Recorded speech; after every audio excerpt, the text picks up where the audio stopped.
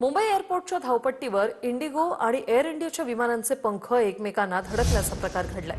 मुंबई एअरपोर्टवर सुदैवानं मोठी दुर्घटना टळली। लँडिंगच्या वेळी धावपट्टीवर ही घटना घडली। दोन्ही विमानांमध्ये प्रवासी होते। डीजीसीएने दोन्ही विमान कंपन्यांना याबाबत अहवाल सादर करण्याच्या सूचना दिल्यात।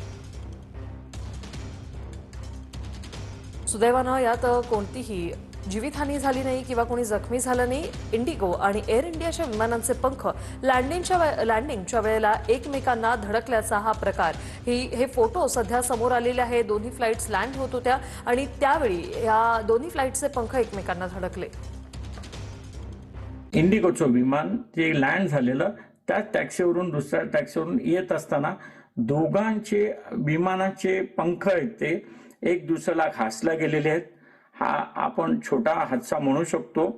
मग त्यामुळे ते घासल्यानंतर विमानाच्या पंखामध्ये फ्युअल असतं, त्याच्या बॉडीच्या खालच्या साईडला फ्युअल असतं। त्यामुळे हा एक छोटासा हादसा म्हणू शकतो आपण। तो मुंबई 7:30च्या सुमारास हा म्हणजे 7:45च्या सुमारास झालेला आहे आणि आता पॅसेंजर सगळे सुरक्षित आहेत।